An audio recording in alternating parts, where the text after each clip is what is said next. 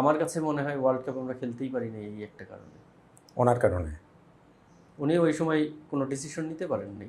উনি যতই বলেন যে গভর্নমেন্ট গভর্নমেন্ট গভর্নমেন্ট, আমার কাছে মনে হয় এটা টোটাল একটা প্ল্যান ছিল।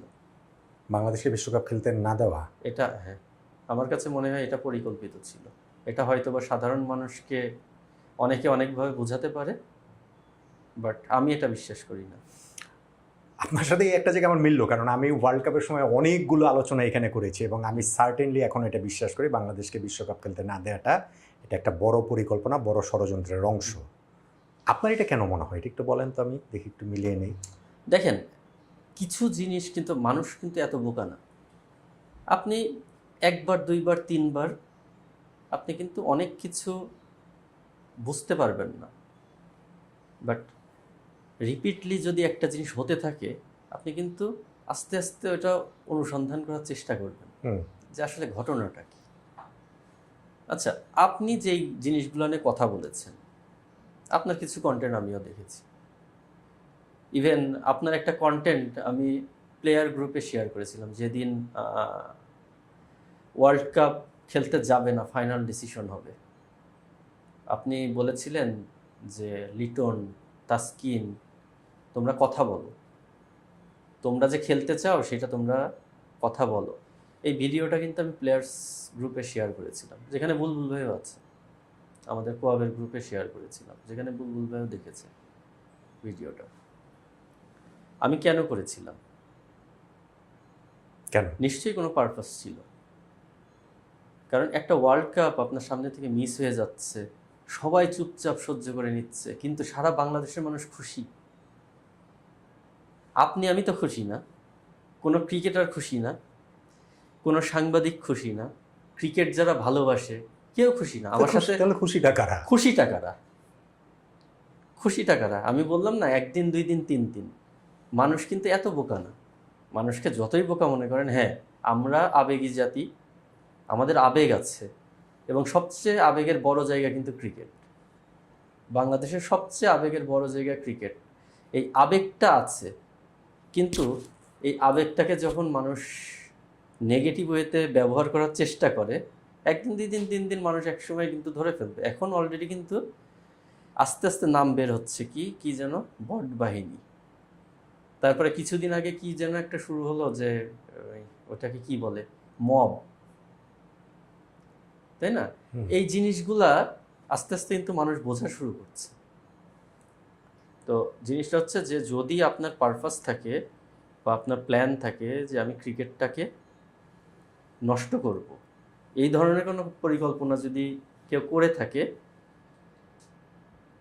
আমি শিওর যে বাংলাদেশের মানুষ এটা হতে দিবে না। কিন্তু এই ধরনের পরিকল্পনা হয়েছে বলে আপনার আন্ডারস্ট্যান্ডিং? আমার কাছে মনে হয়। কারা করেছে? কারা করেছে আমি জানি না, তবে আমি মনে করি যে আমাদের এই বোর্ডেও অনেকে আছে যেটা এটার পার্ট। কারণ আপনি দূর থেকে সব কিছু করতে পারবেন না, আপনার একটা জিনিস নষ্ট করতে হলে কাছে থাকতে হবে। আমি শিওর যে ওই পরিকল্পনার মধ্যে আমাদের বোর্ডেরও অনেক মানুষ আছে। ক্রিকেট ধ্বংসের একটা কথা, এটা আমি বিভিন্ন সময় বলি, আমার এটা একটা বিশ্বাসেরও জায়গাটা রয়েছে এবং আপনিও সেই কথাটা বললেন। এবং এইটা যে আমি বিশ্বকাপে বাংলাদেশ এবার খেলতে পারে নাই তখন থেকে আমার মনে হচ্ছে তা না। আমার নটান্ন মানে কন্টেন্ট রয়েছে যেটা আমার ধরেন আরও আগের 6 মাস, 1 বছর, 1.5 বছর আগে থেকে, মানে ওই সময় থেকে আমি এটা বলছি। সোশ্যাল মিডিয়া দেখে আমার সেটা মনে হয়। আপনার এই উপলব্ধির জায়গাটা হলো কেন বা কীভাবে, যে না আমাদের আসলে ক্রিকেটটাকে কেউ না কেউ, কোনো না কোনো গোষ্ঠী আসলে ধ্বংস করতে চায়? কবে হলো, কতদিন আগে?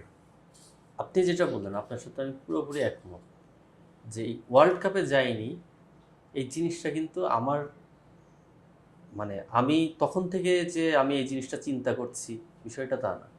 আমি লাস্ট 1-1.5 বছর ধরে আমি কিন্তু সেম জিনিসটা ফলো করছিলাম যে বাংলাদেশের এই বছরের যে টি-20 স্কোয়াডটা আপনি দেখেন, বাংলাদেশ তো কখনোই এমন টিম ছিল না যে যেখানে গেছে সেখানেই জিতেছে। তারপরেও তো মানুষ তো একটা সিরিজ জেতার পরে কি হতো, তারা কিন্তু আনন্দে অতীতের সব কষ্ট কিন্তু ভুলে যেত। কিন্তু আপনি দেখেন লাস্ট 1.5 বছরে বা 1 বছরে বাংলাদেশ টিম যখন খারাপ খেলে এসেছে, এয়ারপোর্টে যে ঘটনাটা ঘটেছে বাংলাদেশের ইতিহাসে কখনো হয়েছে? না। হয়নি।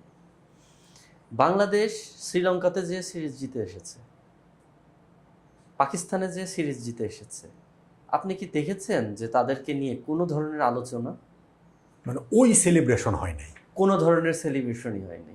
এটা পুরা ধামাচাপা দেওয়ার চেষ্টা করা হয়েছে, এবং যখনই তারা কোথাও খারাপ করেছে ওইটাকে এমনভাবে ব্লাস্ট করা হয়েছে, মানে এরা দেশকে ধ্বংস করে দিচ্ছে, জিনিসটা এমনভাবে ব্লাস্ট করা হয়েছে। তো আমার কথা হচ্ছে যে হঠাৎ করে কি এমন হয়ে গেল যে আপনারা ক্রিকেটকে ভালোবাসা থেকে শত্রুতে, মানে ক্রিকেট বা ক্রিকেটারদেরকে শত্রু মনে করা শুরু করে দিলেন। আপনি তো ক্রিকেটারদেরকে শত্রু মনে করেন না, ক্রিকেটকে ভালোবাসেন, আমিও ভালোবাসি, আমার 10 জন বন্ধু আছে, তারাও তো হ্যাঁ হতাশ হয় তারা, কিন্তু ঘৃণা তো করে না, বা এরকম পর্যায়ে যায় না যে ম্যাচ জিতলে পারে কিছুই না, আর হারলে পারে গোষ্ঠী উদ্ধার করে দিব। এটা তো স্বাভাবিক ঘটনা না, স্বাভাবিক ঘটনা হতে পারে না। এই জিনিসটা আমার মানে এখন থেকে 1.5 বছর আগে থেকেই আমি জিনিসটা ফলো করছিলাম, এবং আমার ভেতরে ভেতরে এই জিনিসটা খুব কাজ করত। এবং এইটারই একটা চূড়ান্ত রূপ আমরা দেখলাম যে বাংলাদেশ ওয়ার্ল্ড কাপ খেললো না, কিংবা বাংলাদেশকে ওয়ার্ল্ড কাপ খেলতে দেওয়া হলো না। এখন তো সব কিছু মিলালে পারে ওই রকমই আসে যে আপনার এটা ওয়ার্ল্ড কাপ না খেলাটা প্রি প্ল্যান, এটা কোনো সার্ডেন কোনো ঘটনা না, এটার পরিকল্পনা অনেক দিন ধরেই হচ্ছিল, এবং এটার অংশ হয়ে বা এটার সাপোর্টে যারা কাজ করেছে, সে ক্রিকেটার হোক আর নন ক্রিকেটার হোক, এদেরকে আমার মনে হয় না যে এই জাতি বা ক্রিকেটকে যারা ভালোবাসে তারা কখনো ক্ষমা করবে। Even cricket board? ডেফিনেটলি। এই দায়িত্ব সবার নিতে হবে, কেউ এড়াতে পারেন না।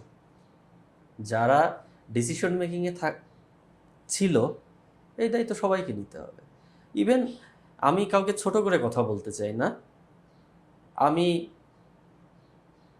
যখন সাকিব ভাই ওয়ার্ল্ডের 1 নম্বর অলরাউন্ডার, সাকিব ভাই সারা ওয়ার্ল্ডে সুপারস্টার, বাংলাদেশ টিম ভালো করছে 2015-তে after world cup back to back 3টা সিরিজ বাংলাদেশে জিতলো। আমাদের আসিফ নজরুল স্যারকে তো ওই সময়ও দেখেছি সাকিব ভাইকে নিয়ে বিভিন্ন ধরনের নেগেটিভ করতে, যে তাদেরকে বেশি বেশি প্রিভিলেজ দিয়ে দেওয়া হয়ে যাচ্ছে। কারণ বাংলাদেশের মানুষ তো আসলে ক্রিকেটটাকে ভালোবাসে, এটা আবেগের জায়গা। তো ফাইনাল ডিসিশনের সঙ্গে তো উনিই ইনভলভ ছিলেন। তো তার মানে কি, উনি কখনোই তো ক্রিকেটকে ভালোবাসতেন না। ক্রিকেট ওনার মানে জায়গায় ছিল, মানে ঘৃণার জায়গাতেই ছিল ক্রিকেট। এখন উনি যতই বলেন যে ক্রিকেট আমাদের আবেগের জায়গা, এটা তো আমার কাছে বিশ্বাসযোগ্য না যে উনি এটা মন থেকে বলছেন।